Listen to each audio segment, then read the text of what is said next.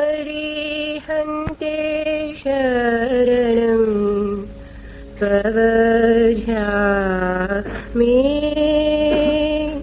सिद्धे शरणं प्रवध्यामि साहु शरणं प्रवध्यामि केवलीप्रणतं धम्मं शरणं प्रवध्यामि। अरिहंत की शरण स्वीकार करता हूँ, सिद्धों की शरण स्वीकार करता हूँ, साधुओं की शरण स्वीकार करता हूँ, केवली प्ररूपित धर्म की शरण स्वीकार करता हूँ।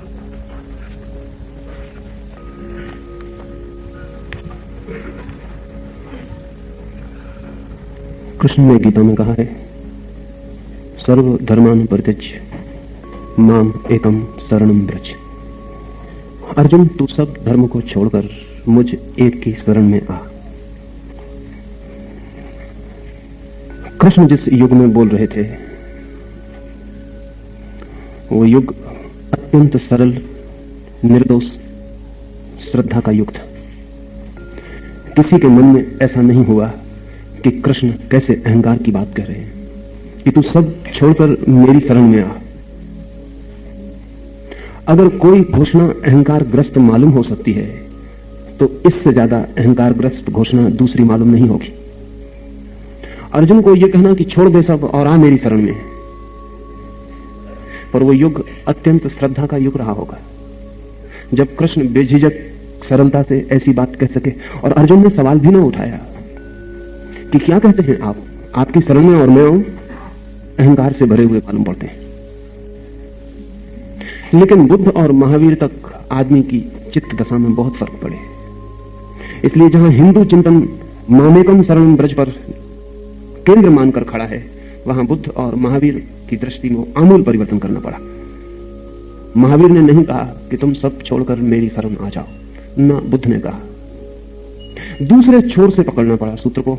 तो बुद्ध का सूत्र है वो साधक की तरफ से है, महावीर का सूत्र है वो भी साधक की तरफ से है, सिद्ध की तरफ से नहीं। अरिहंत की शरण स्वीकार करता हूं, सिद्ध की शरण स्वीकार करता हूं, साधु की शरण स्वीकार करता हूं, केवली प्रूपित धर्म की शरण स्वीकार करता हूं।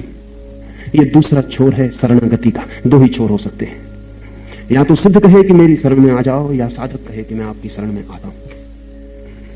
हिंदू और जैन विचार में मौलिक भेद यही है। हिंदू विचार में सिद्ध कह रहा है आ जाओ मेरी शरण, जैन विचार में साधक कहता है मैं आपकी शरण आता हूं। इससे बहुत बातों का पता चलता है। पहली तो यही बात पता चलती है कि कृष्ण जब बोल रहे थे तब बड़े श्रद्धा का युग था, और जब महावीर बोल रहे हैं तब बड़े तर्क का युग है। महावीर कहे मेरी शरण आ जाओ, तत्काल लोगों को लगेगा बड़े अहंकार की बात हो गई। दूसरे छोर से शुरू करना पड़ेगा। पर बुद्ध और महावीर, बुद्ध के परंपरा में भी सूत्र है बुद्धम शरणम गच्छामि, संघम शरणम गच्छामि, धम्मम शरणम गच्छामि। धर्म की शरण जाता हूं, बुद्ध की शरण जाता हूं, संघ की शरण जाता हूं। लेकिन महावीर और बुद्ध के सूत्र में भी थोड़ा सा फर्क है, वो ख्याल में ले लेना जरूरी है। ऊपर से देखने पर दोनों एक से मालूम पड़ते हैं, गच्छामी हो कि पवज्जामी हो, शरण जाता हूं या शरण स्वीकार करता हूं, एक से ही मालूम पड़ते हैं, पर उनमें भेद है। जब कोई कहता है बुद्धम शरणम गच्छामी, बुद्ध की शरण जाता हूं, तो ये शरण जाने की शुरुआत है, पहला कदम है। और जब कोई कहता है अरहंत शरणम पवज्जामी, तब ये शरण जाने की अंतिम स्थिति है, शरण स्वीकार करता हूं, अब इसके आगे और कोई गति नहीं। जब कोई कहता है शरण आता हूं, तो वो पहला कदम उठाता है, और जब कोई कहता है शरण स्वीकार करता हूं, तो वो अंतिम कदम उठाता है। जब कोई कहता है शरण आता हूं, तो बीच से लौट भी सकता है, और शरण तक न पहुंचे ये भी हो सकता है। यात्रा का प्रारंभ है, यात्रा पूरी न हो, यात्रा के बीच में व्यवधान आ जाए, यात्रा के मध्य में ही तर्क समझाए और लौटा दे, क्योंकि तर्क शरण जाने के नितांत विरोध में, बुद्धि शरण जाने के नितांत विरोध में। बुद्धि कहती तुम और किसी की शरण, बुद्धि कहती सबको अपनी शरण में ले आओ। तुम और किसी की शरण में जाओगे तो अहंकार को पीड़ा होती है। महावीर का सूत्र है अरहंत की शरण स्वीकार करता हूं, इससे लौटना नहीं हो सकता। ये पॉइंट ऑफ नो रिटर्न है, इसके पीछे लौटने का उपाय नहीं। ये टोटल, ये समग्र छलांग है। शरण आता हूं तो अभी काल का व्यवधान होगा, अभी समय लगेगा शरण तक पहुंचते पहुंचते, अभी बीच में समय व्यतीत होगा। और आज जो कहता है शरण आता हूं, हो सकता है न मालूम कितने जन्मों के बाद शरण में पहुंच सके। अपनी अपनी गति पर निर्भर होगा और अपनी अपनी मति पर निर्भर होगा। लेकिन पवज्जामी के सूत्र की खूबी यह है कि वो सडन जंप है, उसमें बीच में फिर समय का व्यवधान नहीं है। स्वीकार करता हूं, और जिसने शरण स्वीकार की उसने स्वयं को तत्काल अस्वीकार किया। ये दोनों बातें एक साथ नहीं हो सकती। अगर आप अपने को स्वीकार करते हैं तो शरण को स्वीकार न कर सकेंगे। अगर आप शरण को स्वीकार करते हैं तो अपने को अस्वीकार कर सकेंगे, करना ही होगा। ये एक ही सिक्के के दो पहलू हैं। शरण की स्वीकृति अहंकार की हत्या है। धर्म का जो भी विकास है चेतना में, वो अहंकार के विसर्जन से शुरू होता है। चाहे सिद्ध कहे कि मेरी शरण आ जाओ, जब युग होते हैं श्रद्धा के तो सिद्ध कहता है मेरी शरण आ जाओ, और जब युग होते हैं अश्रद्धा के तो फिर साधक को ही कहना पड़ता है कि मैं आपकी शरण स्वीकार करता हूं। महावीर बिल्कुल चुप हैं, वो ये भी नहीं कहते कि तुमने जो मेरी शरण आए हो तो मैं तुम्हें अंगीकार करता हूं, वो ये भी नहीं कहते। क्योंकि खतरा तर्क के युग में यह है कि अगर महावीर इतना भी कहें, सिर भी हिला दें कि हां स्वीकार करता हूं, तो वो दूसरे का अहंकार फिर खड़ा हो जाए कि अच्छा ये तो अहंकार हो गया। महावीर चुप ही रह जाते हैं। एक तरफा है, साधक की तरफ से निश्चित ही बड़ी कठिनाई होगी। इसलिए जितना आसान कृष्ण के युग में सत्य को उपलब्ध कर लेना है, उतना आसान महावीर के युग में नहीं रह जाता। और हमारे युग में तो अत्यधिक कठिनाई खड़ी हो जाती। न सिद्ध कह सकता है मेरी शरण आओ, न साधक कह सकता है कि मैं आपकी शरण आता हूं। महावीर चुप रह गए। आज अगर साधक किसी सिद्ध की शरण में जाए और सिद्ध इंकार न करे कि नहीं नहीं किसी की शरण में जाने की जरूरत नहीं, तो साधक समझेगा अच्छा तो मौन सम्मति का लक्षण है, तो आप शरण में स्वीकार करते हैं। तर्क अब और भी रोगग्रस्त हुआ। आज महावीर अगर चुप भी बैठ जाएं और आप जाके कहें कि अरहंत की शरण आता हूं, और महावीर चुप रहें, तो आप घर लौट के सोचेंगे ये आदमी चुप रह गया, इसका मतलब रास्ता देखता था कि मैं शरण आऊं, प्रतीक्षा करता था। मौन तो सम्मति का लक्षण है, तो ये आदमी तो अहंकारी है, तो अरिहंत कैसे होगा? नहीं, अब एक कदम और नीचे उतरना पड़ता है और महावीर को कहना पड़ेगा कि नहीं तुम किसी की शरण मत जाओ। महावीर जोर दे के इंकार करें कि नहीं शरण आने की जरूरत नहीं, तो ही वो साधक समझेगा कि अहंकारी नहीं है। लेकिन उसे पता नहीं, इस अस्वीकार में साधक के सब द्वार बंद हो जाते। कृष्णमूर्ति की अपील इस युग में इसीलिए है। न वे कहते सब धर्म छोड़कर मेरी शरण आओ, न कोई साधक कहे उनसे कि मैं आता हूं तुम्हारी शरण, तो वे इंकार करते। वे कहते मेरे पैर में मत गिर जाना, दूर रहो।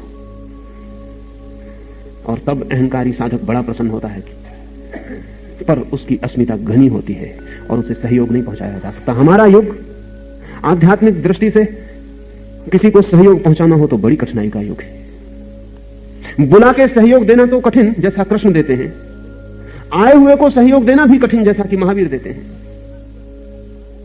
और कुछ आश्चर्य न होगा कि और थोड़े दिनों बाद सिद्ध को कहना पड़े साधक से आपकी शरण में आता हूं, स्वीकार करें। शायद तभी साधक माने कि ठीक, यह आदमी ठीक है। यह आध्यात्मिक विकृति है। शरण का इतना मूल्य क्या है, इसे हम दो तीन दिशाओं से समझने की कोशिश करें। पहले तो शरीर से ही समझने की कोशिश करें। मैं कल आपको बल्गेरियन डॉक्टर लोजनोव के इंस्टीट्यूट ऑफ सजेस्टोलॉजी की बात कर रहा था। यह जान के आपको आश्चर्य अनुभव होगा कि लोजनोव ने शिक्षा पर ये जो अनूठे प्रयोग किए हैं, उससे जब पिछले एक अंतर्राष्ट्रीय सम्मेलन में पूछा गया कि तुम्हें इस अद्भुत क्रांतिकारी शिक्षा के आयाम का कैसे स्मरण आया, किस दिशा से तुम्हें संकेत मिला, तो लोजनोव ने कहा कि मैं योग के, भारतीय योग के शवासन का प्रयोग करता था और उसी से मुझे यह दृष्टि मिली। शवासन से, शवासन की खूबी क्या है? शवासन का अर्थ है पूर्ण समर्पित शरीर की दशा। जब आपने शरीर को बिल्कुल छोड़ दिया, पूरा रिलैक्स छोड़ दिया। जैसे ही आप शरीर को पूरा रिलैक्स छोड़ देते हैं, और शरीर को अगर पूरा रिलैक्स छोड़ना हो तो जमीन पर जो भारतीयों की पुरानी पद्धति है साष्टांग प्रणाम की, उस स्थिति में पड़कर ही छोड़ा जा सकता है। वो शरणागति की स्थिति है शरीर के लिए। अगर आप भूमि पर सीधे पड़ जाएं, सब हाथ पैर ढीले छोड़कर सिर रख दें, सारे अंग भूमि को छूने लगे, तो ये सिर्फ नमस्कार की एक विधि नहीं है, ये बहुत ही अद्भुत वैज्ञानिक सत्यों से भरा हुआ प्रयोग है। लोजनरो कहता है कि रात निद्रा में हमें जो विश्राम और शक्ति मिलती है, उसका मूल कारण हमारा पृथ्वी के साथ समतुल लेट जाना है। लोजनरो कहता है कि जब हम समतुल पृथ्वी के साथ समानांतर लेट जाते हैं, तो जगत की शक्तियां हम में सहज ही प्रवेश कर पाती हैं। जब हम खड़े होते हैं तो शरीर ही खड़ा नहीं होता, भीतर अहंकार भी उसके साथ खड़ा हो जाता है। जब हम लेट जाते हैं तो शरीर ही नहीं लेटता, उसके साथ अहंकार भी लेट जाता है। हमारे डिफेंस गिर जाते हैं, हमारे जो सुरक्षा के आयोजन हैं जिनसे हम जगत को रेसिस्ट कर रहे हैं, वो गिर जाते हैं। चेक यूनिवर्सिटी प्राग की एक व्यक्ति के अनूठे प्रयोगों पर पिछले 10 वर्षों से अनुसंधान करती है। वो व्यक्ति है रॉबर्ट पावलिटा। थके हुए आदमियों को पुनर्शक्ति देने के उसने अनूठे प्रयोग किए। आदमी थका है, आप बिल्कुल थके टूटे पड़े हैं, वो आपको एक स्वस्थ गाय के नीचे लेटा देता है जमीन पर। 5 मिनट आपसे कहता है सब छोड़ के पड़े रहें और भाव करें कि स्वस्थ गाय से आपके ऊपर शक्ति गिर रही है। 5 मिनट में यंत्र बताना शुरू कर देते हैं कि उस आदमी की थकान समाप्त हो गई, वो ताजा होकर गाय के नीचे से बाहर आ जाता है। पावलिता से बार बार पूछा गया कि अगर हम गाय के नीचे बैठें, तो पावलिता ने कहा कि जो काम लेट के क्षण भर में होगा, वो बैठ के घंटों में भी नहीं हो पाए। वृक्ष के नीचे लेटा देता है। पावलिता कहता है जैसे ही आप लेटते हैं, आपका जो रेसिस्टेंस है, आपके चारों ओर आपने अपने व्यक्तित्व के जो सुरक्षा की दीवारें खड़ी रखी हैं, वो गिर जाती।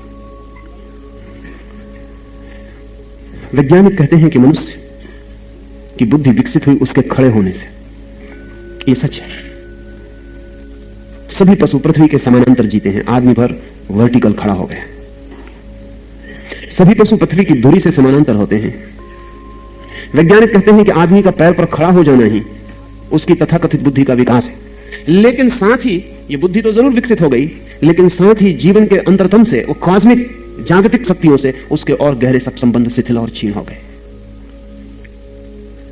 उसे वापस लेटकर वे संबंध पुनर्स्थापित करने पड़ते हैं। इसलिए अगर मंदिरों में, मूर्तियों के सामने, गिरजाघरों में, मस्जिदों में लोग अगर झुक के जमीन में लेट जा रहे हैं, तो उसका वैज्ञानिक अर्थ है झुक के लेटते ही डिफेंस टूट जाते हैं। इसलिए फ्रायड ने जब पहली बार मनोचिकित्सा शुरू की, तो उसने अनुभव किया कि अगर बीमार को बैठ के बात की जाए तो बीमार अपने डिफेंस मेजर नहीं छोड़ता। इसलिए फ्रायड ने कोच विकसित की। मरीज को एक कोच पर लिटा दिया जाता है, वो डिफेंस लेस हो जाता है। फिर फ्रायड ने अनुभव किया कि अगर उसके सामने बैठा जाए तो लेट के भी वो थोड़ा आंकड़ा रहता है। तो एक पर्दा डाल के फ्रायड पर्दे के पीछे बैठ गया। कोई मौजूद नहीं रहा, मरीज लेटा हुआ है। वो 5-7 मिनट में अपना डिफेंस छोड़ देता है। वो ऐसी बातें बोलने लगता है जो बैठ के वो कभी नहीं बोल सकता था। वो अपने ऐसे अपराध स्वीकार करने लगता है जो खड़े होकर उसने कभी भी स्वीकार न किए होते। अभी अमेरिका के कुछ मनोवैज्ञानिक फ्रायड की खोज के खिलाफ आंदोलन चला रहे हैं। वो ये आंदोलन चला रहे हैं कि यह आदमी को बहुत असहाय अवस्था में डालने की तरकीब है। उनका कहना ठीक है, आंदोलन गलत है, उनका कहना ठीक है। आदमी असहाय अवस्था में पड़ जाता है निश्चित ही लेट के। असहाय इसलिए हो जाता है कि उसने अपने तरफ सुरक्षा का जो इंतजाम किया था वो गिर जाता है। पर शरणागति को हमने बहुत मूल्य दिया है। और अगर परमात्मा की तरफ, अरहंत की तरफ, सिद्ध की तरफ, भगवान की तरफ शरणागति हो, तो वो तो सदा पर्दे के पीछे ही है एक अर्थ में। अगर महावीर मौजूद भी हो तो महावीर का शरीर पर्दा बन जाता है और महावीर की चेतना तो पर्दे के पीछे होती। और कोई उनके समक्ष जब समर्पण कर देता है तो वो अपने को सब भांति छोड़ देता है, जैसे कोई नदी की धार में अपने को छोड़ दे और धार बहाने लगे। तैरे नहीं, बहाने लगे। शरणागति बहाव है, फ्लोटिंग है। और जैसे ही कोई बहता है वैसे ही चित्त के सब तनाव छूट जाते हैं। एक फ्रेंच खोजी इजिप्ट के पिरामिडों में 10 वर्षों तक खोज करता रहा है। उसका आदमी का नाम है बोबिस। वो एक वैज्ञानिक और एक इंजीनियर है। वो ये देख के बहुत हैरान हुआ कि कभी कभी पिरामिड में कोई चूहा भूल से या बिल्ली घुस जाती है और फिर निकल नहीं पाती, भटक जाती और मर जाती। पर पिरामिड के भीतर जब भी कोई चूहा या बिल्ली या कोई प्राणी मर जाता है तो सड़ता नहीं,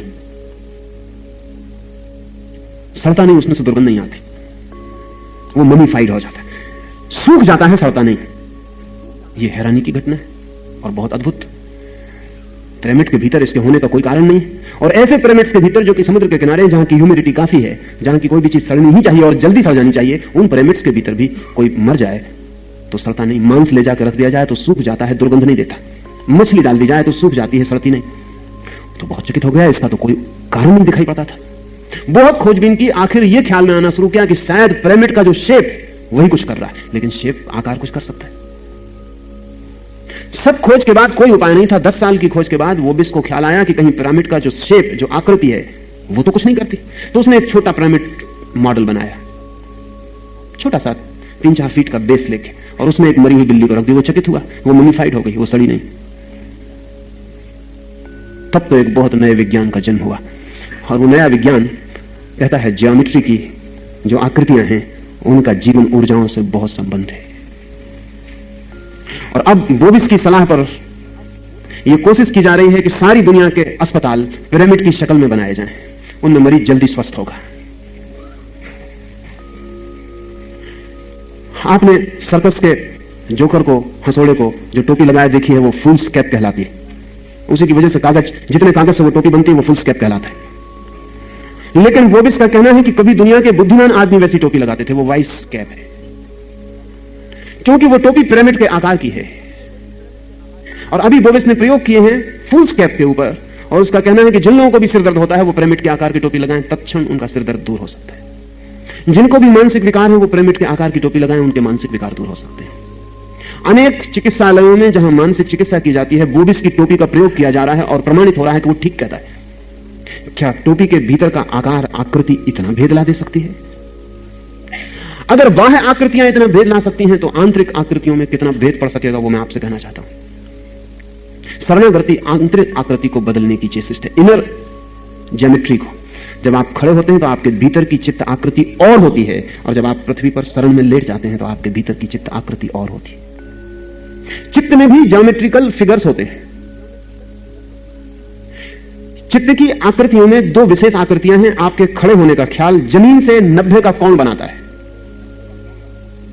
और जब आप जमीन पर लेट जाते हैं तो आप जमीन से कोई कोण नहीं बनाते, पैरेलल, समानांतर हो जाते हैं। अगर कोई परिपूर्ण भाव से कह सके कि मैं अरहंत की शरण आता हूं, सिद्ध की शरण आता हूं, धर्म की शरण आता हूं, तो यह भाव उसकी आंतरिक आकृति को बदल देता है, और आंतरिक आकृति बदलते ही आपके जीवन में रूपांतरण शुरू हो जाते हैं। आपके अंदर में आकृतियां हैं, आपकी चेतना भी रूप लेती है, और आप जिस तरह का भाव करते हैं चेतना उसी तरह का रूप लेती है। 4 साल पहले सारे पश्चिम के वैज्ञानिक एक घटना से जितना धक्का खाए उतना शायद पिछले 200 वर्षों में किसी घटना से नहीं खाए। दिमित्री दोजोनोव नाम का एक चेक किसान जमीन से 4 फीट ऊपर उठ जाता है, और 10 मिनट तक जमीन से 4 फीट ऊपर ग्रेविटेशन के पार, गुरुत्वाकर्षण के पार 10 मिनट तक रुका रह जाता है। सैकड़ों वैज्ञानिकों के समक्ष अनेकों बार यह प्रयोग दिमित्री कर चुका है। सब तरह की जांच पड़ताल कर ली गई है, कोई धोखा नहीं है, कोई तरकीब नहीं है। दिमित्री से पूछा जाता है कि तेरे इस उठने का राज क्या है, तो वो 2 बातें कहता है। वो कहता है, एक राज तो मेरा समर्पण भाव, कि मैं परमात्मा को कहता हूं कि मैं तेरे हाथ में अपने को सौंपता हूं, तेरी शरण आता हूं। मैं अपनी ताकत से ऊपर नहीं उठता, उसकी ताकत से ऊपर उठता हूं। जब तक मैं रहता हूं तब तक मैं ऊपर नहीं उठ पाता। 2-3 बार उसके प्रयोग असफल भी गए, पसीना पसीना हो गया, सैकड़ों लोग देखने आए हैं दूर दूर से, और वो ऊपर नहीं उठ पा रहा। आखिर में उसने कहा कि क्षमा करें।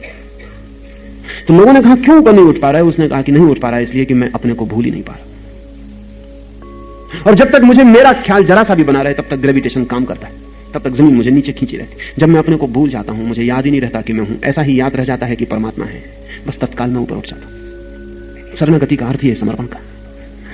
क्या ये दिमित्री जो कह रहा है, क्या परमात्मा पर छोड़ देने पर जीवन के साधारण नियम भी अपना काम करना छोड़ देते हैं? जमीन अपनी कशिश छोड़ देती है? अगर जमीन अपनी कशिश छोड़ देती है तो क्या आश्चर्य होगा कि जो व्यक्ति अरहंत की शरण जाए, सेक्स की कशिश उसके भीतर छूट जाए, जीवन का सामान्य नियम छूट जाए, शरीर की जो मांग है वो छूट जाए। क्या यह हो सकता है कि शरीर भोजन मांगना बंद कर दे? क्या यह हो सकता है कि शरीर बिना भोजन के और वर्षों रह जाए? अगर जमीन कशिश छोड़ सकती है तो कोई भी तो कारण नहीं। प्रकृति का अगर एक नियम भी टूट जाता है तो सब नियम टूट सकते हैं। और दिमित्री दूसरी बात यह कहता है कि जब मैं ऊपर उठ जाता हूं तब एक बात भर असंभव है ऊपर उठ जाने के बाद, जब तक मैं नीचे न आ जाऊं। मेरे शरीर की जो आकृति होती है उसमें मैं जरा भी फर्क नहीं कर सकता। अगर मेरा हाथ घुटने पर रखा है तो मैं उसे हिला नहीं सकता, उठा नहीं सकता। मेरा सिर जैसा है फिर उसको मैं आड़ा तिरछा नहीं कर सकता। मेरा शरीर उस आकृति में बिल्कुल बंध जाता है, और न केवल मेरा शरीर बल्कि मेरे भीतर चेतना भी उसी आकृति में बन जाती है। आपको ख्याल में नहीं होगा, क्योंकि हमारे पास ख्याल जैसी चीज ही नहीं बची है। आपके विचार में भी नहीं आया होगा कि सिद्धासन पिरामिड की आकृति पैदा करना है शरीर में। बुद्ध की, महावीर की सारी मूर्तियां जिस आसन में हैं वो पिरामिडिकल है। जमीन पर बेस बड़ी हो जाती है दोनों पैर की, और ऊपर सब छोटा होता जाता है, सिर पर शिखर हो जाता है, एक ट्रायंगल बन जाता है। उस अवस्था में उस आसन को सिद्धासन कहा है। क्यों? क्योंकि उस आसन में सरलता से प्रकृति के नियम अपना काम छोड़ देते हैं, और प्रकृति के ऊपर जो परमात्मा के गहन सूक्ष्म नियम है वो काम करना शुरू करते हैं। वो आकृति महत्वपूर्ण है।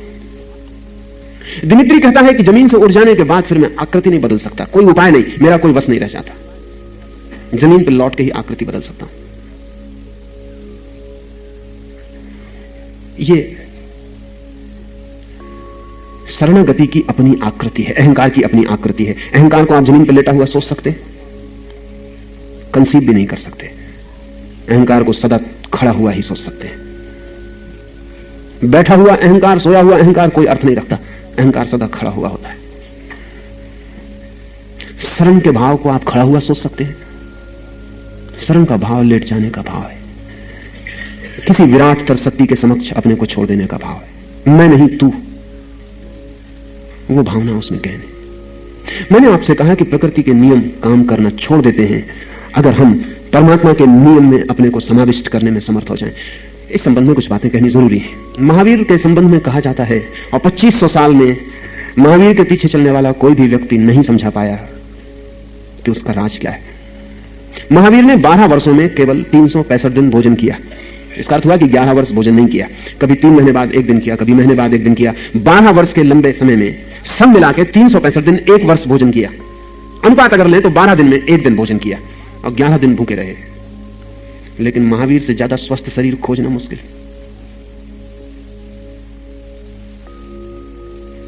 शक्तिशाली शरीर खोजना मुश्किल है। बुद्ध या क्राइस्ट या कृष्ण या राम, शारीरिक स्वास्थ्य की दृष्टि से महावीर के सामने कोई भी नहीं टिकते।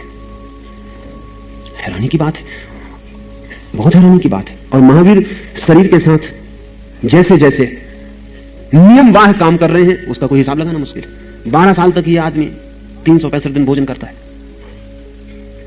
इसके शरीर को तो गिर जाना चाहिए कभी का, लेकिन क्या हुआ है, ये शरीर गिरता नहीं। तो मैंने अभी नाम लिया रॉबर्ट पालिता का। इसकी प्रयोगशाला में बहुत अनूठे प्रयोग किए जा रहे हैं। उनमें एक प्रयोग भोजन के बाहर सम्मोहन के द्वारा हो जाने का भी है। जो व्यक्ति इस प्रयोगशाला में काम कर रहा है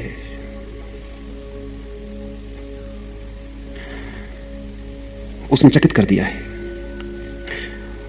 पाविता के प्रयोगशाला में कुछ लोगों को 10-10 साल के लिए सम्मोहित किया गया। वो 10 साल तक सम्मोहन में रहेंगे, उठेंगे, बैठेंगे, काम करेंगे, खाएंगे, पिएंगे, लेकिन उनका सम्मोहन नहीं तोड़ा जाएगा। वो गहरी सम्मोहन की अवस्था बनी रहेगी। और कुछ लोगों ने तो अपना पूरा जीवन सम्मोहन के लिए दिया है। जो पूरे जीवन के लिए सम्मोहित किए गए उनका जीवन भर सम्मोहन नहीं तोड़ा जाएगा। उनमें एक व्यक्ति है बर्सिलाव, उसको 3 सप्ताह के लिए पिछले वर्ष सम्मोहित किया गया, और 3 सप्ताह पूरे समय उसे बेहोश सम्मोहित रखा गया, और उसे 3 सप्ताह बार बार सम्मोहन में झूठा भोजन दिया गया। जैसे उसे बेहोशी में कहा गया कि तुझे एक बगीचे में ले जाया जा रहा है, देख कितने सुगंधित फूल और कितने फल लगे। सुगंध आ रही, उस व्यक्ति ने जोर से श्वास खींची और कहा अद्भुत सुगंध है, प्रतीत होता है सेब पक गए। पाविता ने उन झूठे काल्पनिक फैंटेसी के बगीचे से फल तोड़े, उस आदमी को दिए और कहा कि लो बहुत स्वादिष्ट है। उस आदमी ने शून्य से लिए गए शून्य सेवों को खाया, कुछ था नहीं वहां, स्वाद लिया, आनंदित हुआ। 15 दिन तक उसे इसी तरह का भोजन दिया गया, पानी भी नहीं, भोजन भी नहीं, झूठा पानी कहें, झूठा भोजन कहें। 10 डॉक्टर उसका अध्ययन करते थे। उन्होंने कहा कि रोज उसका शरीर और भी स्वस्थ होता चला गया। उसको जो शारीरिक तकलीफें थी वो 5 दिन के बाद विलीन हो गई। उसका शरीर अपनी मैक्सिमम स्वास्थ्य की हालत में आ गया 7वें दिन के बाद।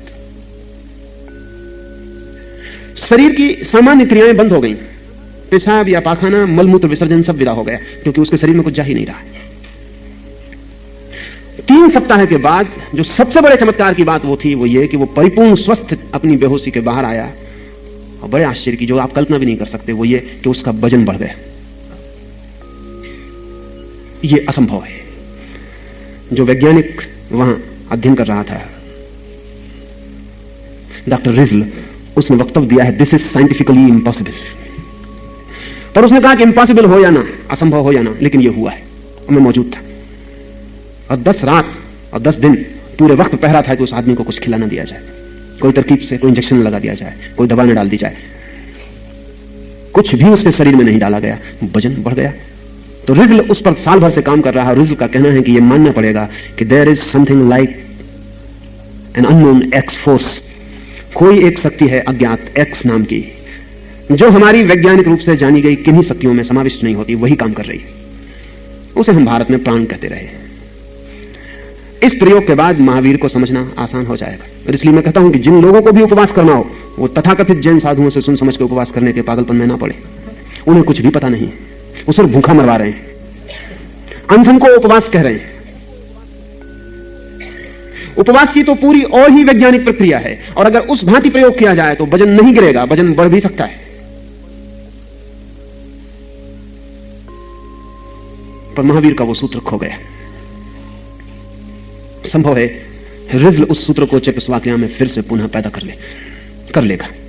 यहां भी हो सकता है, लेकिन हम अभागे लोग हैं। हम व्यर्थ की बातों में और विवादों में इतना समय नष्ट करते और करवाते हैं कि सार्थक को करने के लिए समय और सुविधा भी नहीं बचती। और हम ऐसी मूर्ताओं में लीन होते हैं जिन्होंने विद्वता का आवरण ओढ़ रखा है,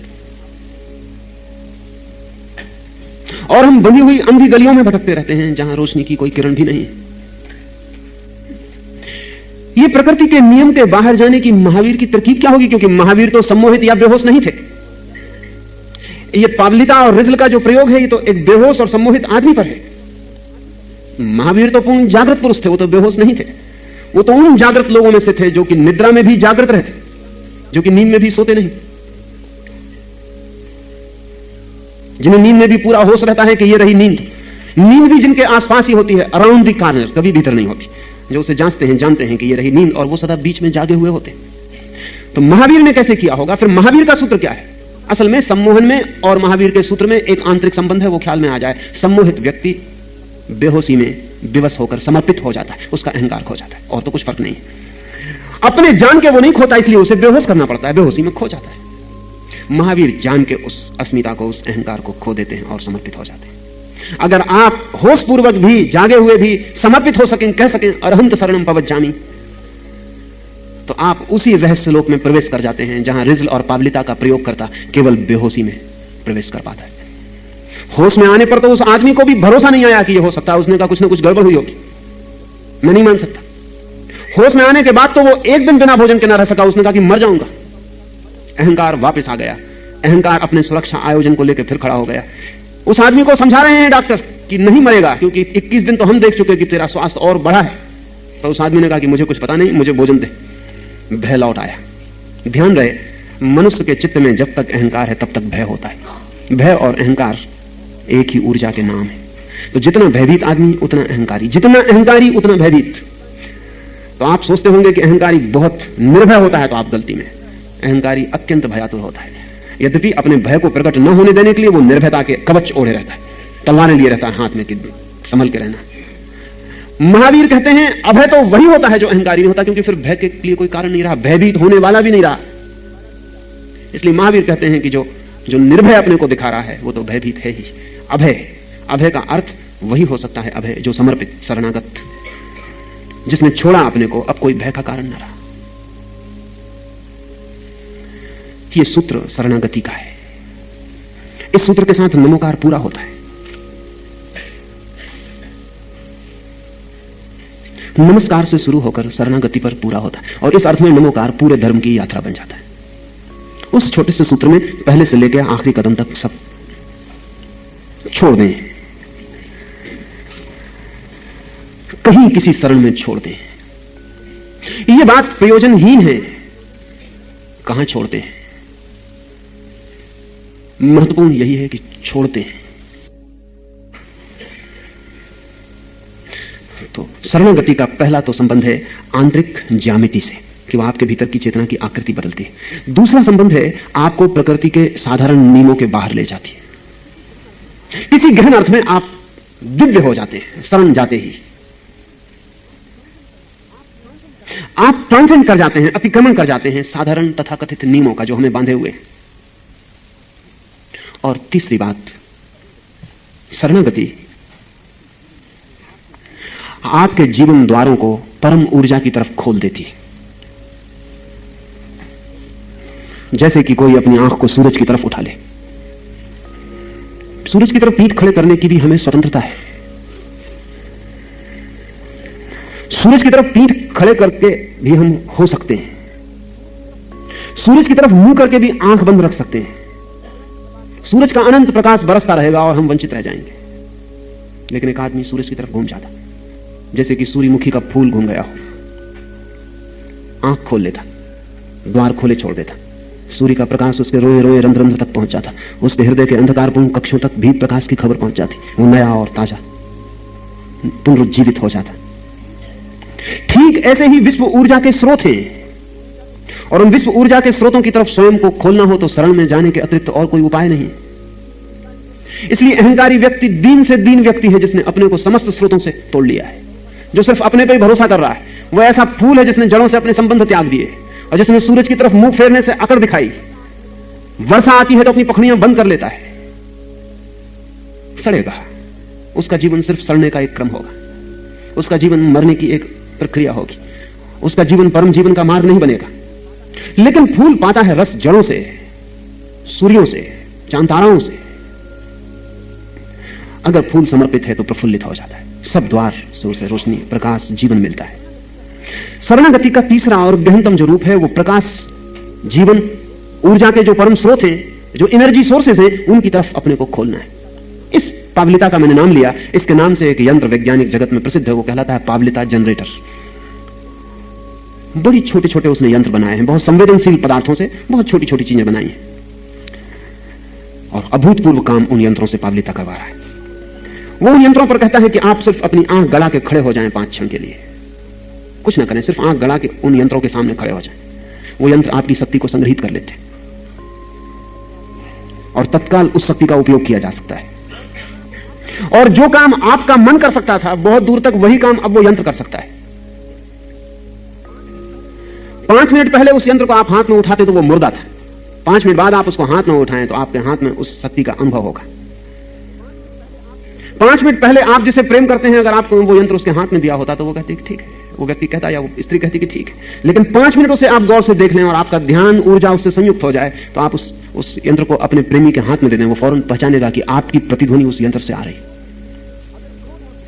अगर क्रोध और घृणा से भरा हुआ व्यक्ति उस यंत्र को देख ले तो आप उसको हाथ से अलग करना चाहेंगे। अगर प्रेम और दया और सहानुभूति से भरा व्यक्ति देख ले तो आप उसे संभाल के रखना चाहेंगे। पावलिता ने तो एक बहुत अद्भुत घोषणा की है। उसने कहा बहुत शीघ्र भीड़ को छांटने के लिए गोली और लाठी चलाने की जरूरत ना होगी। हम ऐसे यंत्र बना सकेंगे जो 15 मिनट में वहां खड़े कर दिए जाएं, लोग भाग जाएंगे।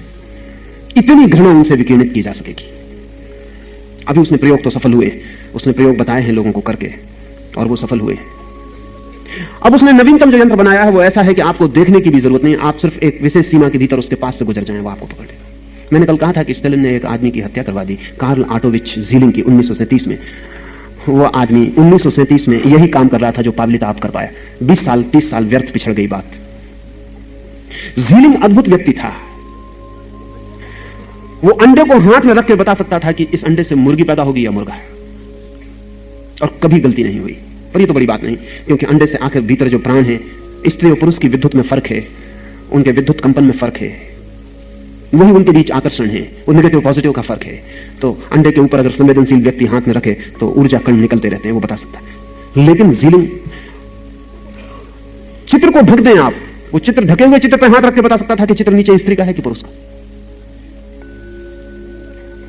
ज़ीलिंग का कहना था कि जिसका चित्र लिया गया है उसके विद्युत कण उस चित्र में समाविष्ट हो जाते हैं जितनी देर लिया जाता है, और इसलिए समाविष्ट हो जाते हैं कि जब किसी का चित्र लिया जाता है तो वो कैमरा कॉन्शियस हो जाता है, उसका ध्यान कैमरे पर अटक जाता है और धारा प्रवाहित हो जाती है। वो जो पावलिता कह रहा है कि एक तरफ देखने से आपकी ऊर्जा चली जाती, आपके चित्र में भी आपकी ऊर्जा चली जाती।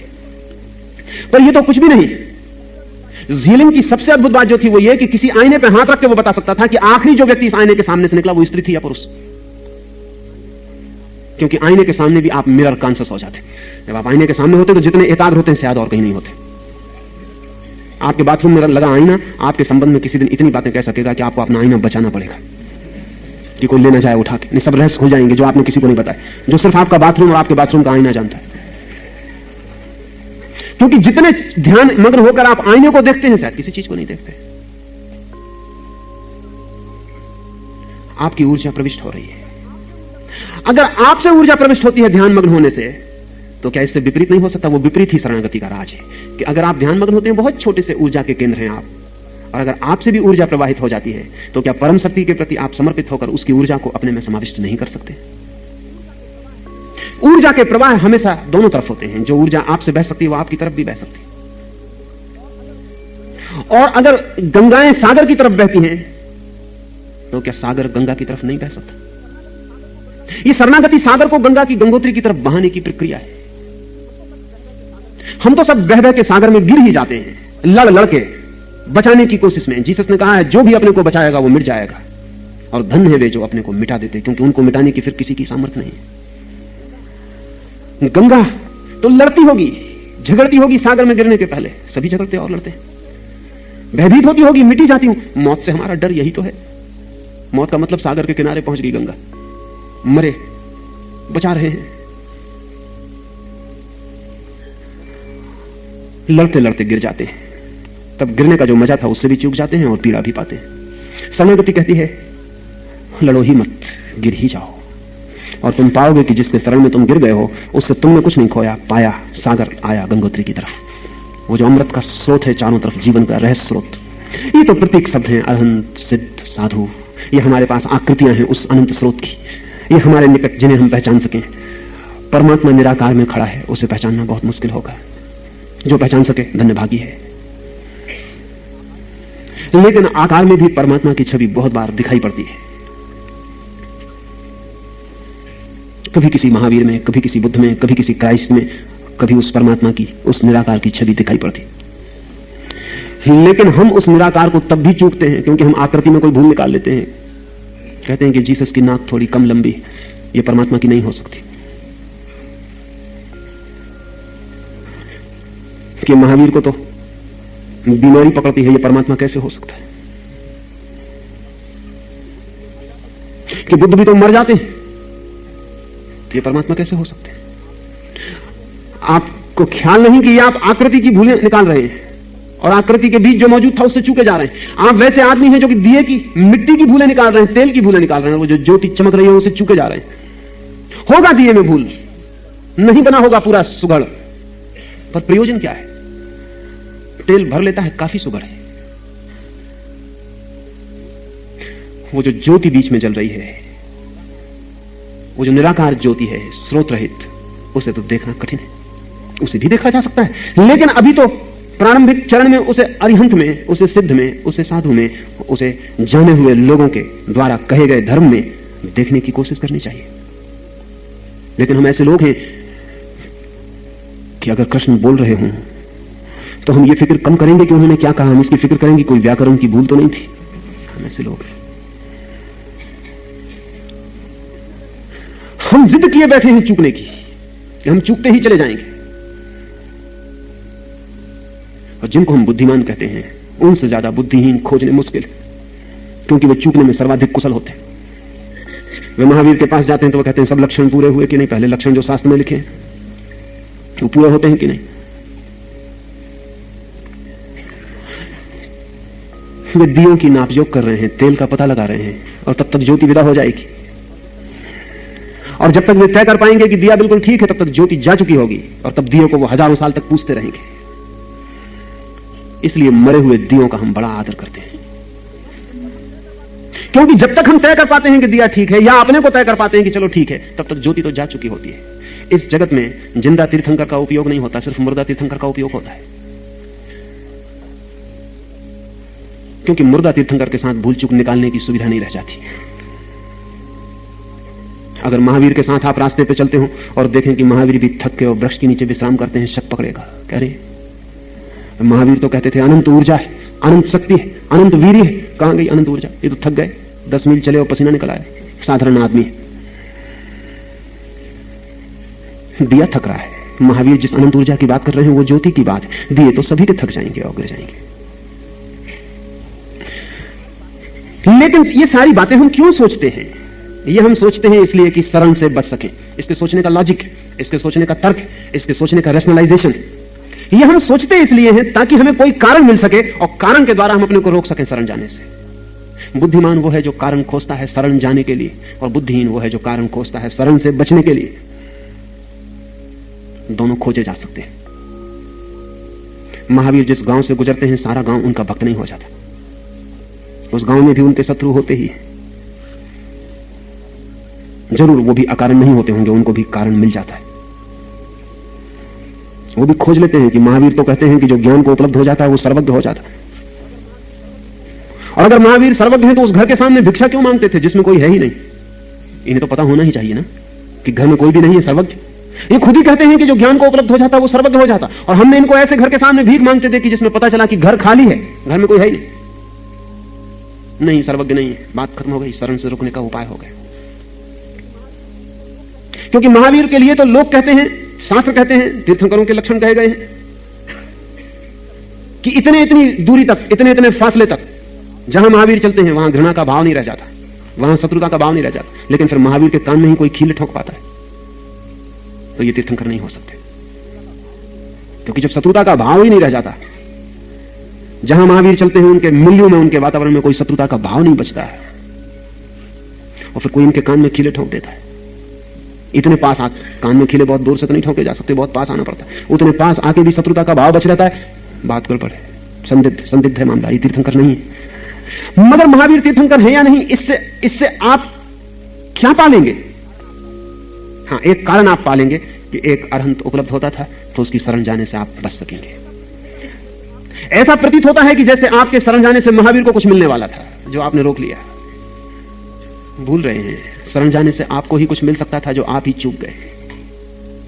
ये बहाने हैं, और आदमी की बुद्धिहीनता इतनी प्रगाढ़ है कि वो बहाने खोजने में बड़ा कुशल है, वो खोज लेता है बहाने। बुद्ध के पास आके लोग पूछते हैं चमत्कार दिखाओ अगर भगवान हो तो, क्योंकि कहा है कि भगवान तो मुर्दे को जिला सकता है, तो मुर्दे को जिला के दिखाओ।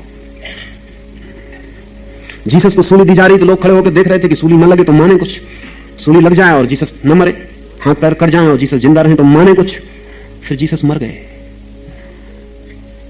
लोग बड़े प्रसन्न लौटे। हम तो पहले ही कहते थे, लोगों ने कहा होगा आसपास कि यह आदमी धोखाधड़ी दे रहा है, ये कोई ईश्वर का पुत्र नहीं है, ईश्वर का पुत्र ऐसे मरता। परीक्षा के लिए जीसस को सूली दी तो 2 चोरों को भी दोनों तरफ लटकाया था, 3 आदमियों को इकट्ठी सूली दी थी। जैसे चोर मर गए वैसे ही जीसस मर गए, तो फर्क क्या रहा? कोई चमत्कार होना था, ये मौका चूक गए। जीसस ईश्वर पुत्र है या नहीं, इसकी जांच पड़ताल हमारे मन में क्यों चलती है? इसलिए कि अगर हो तो ही हम शरण जाएं, न हो तो हम शरण ना जाएं। लेकिन अगर आपको शरण नहीं जाना तो आप कारण खोज लेंगे, और अगर आपको शरण जाना है तो एक पत्थर की मूर्ति में आप कारण खोज सकते हैं कि शरण जाने योग्य है। और मजा यह है कि शरण जाएं तो पत्थर की मूर्ति भी आपके लिए उसी परम स्रोत का द्वार खोल देगी, और शरण न जाएं तो खुद महावीर सामने खड़े रहें तो भी द्वार बंद रहेंगे।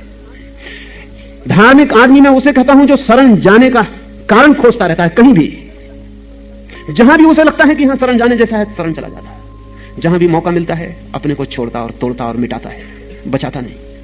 एक दिन निश्चित ही उसकी गंगोत्री में सागर गिरना शुरू हो जाता है, और जिस दिन सागर गिरता है उसी दिन उसे पता चलता है कि शरणागति का पूरा रहस्य क्या था, इसकी पूरी कीमिया, इसका पूरा चमत्कार क्या था। एक बात आखिरी, अगर जीसस सूली पर चमत्कार दिखा दें और आप शरण जाएं तो ध्यान रखना वो शरणागति नहीं है। ध्यान रखना वो शरणागति नहीं। अगर बुद्ध किसी मुर्दे को जिंदा कर दें और आप उनके चरण पकड़ लें तो समझना कि वो शरणागति नहीं, क्योंकि उसमें कारण बुद्ध है, कारण आप नहीं है। वो सिर्फ चमत्कार को नमस्कार है, उसमें कोई शरणागति नहीं है। शरणागति तो तब है जब कारण आप हैं, बुद्ध नहीं। इस फर्क को ठीक से समझ लें, नहीं तो ये सूत्र का राज चूक जाएगा। शरणागति तो तब होती है जब आप शरण गए हैं, और शरणागति उसी मात्रा में गहन होती है जिस मात्रा में शरणागति जाने का कोई कारण नहीं होता। जितना कारण होता है उतना तो बार्गेन हो जाता है, उतना तो सौदा हो जाता है, शरणागति नहीं रह जाती। अब बुद्ध मुर्दे को उठा रहे हैं तो नमस्कार तो करनी पड़ेगी, इसमें आपकी खूबी नहीं है, इसमें तो कोई भी नमस्कार कर लेगा। इसमें अगर कोई खूबी है तो बुद्ध की है, आपका इसमें कुछ भी नहीं है। लेकिन अद्भुत लोग थे इस दुनिया में, एक वृक्ष को जाके नमस्कार कर रहे हैं, एक पत्थर को।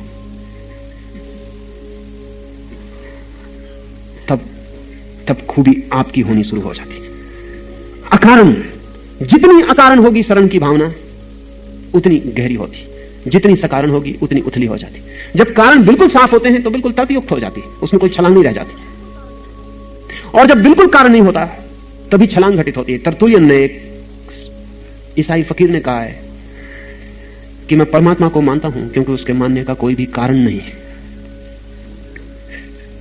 कोई प्रमाण नहीं है, कोई तर्क नहीं है।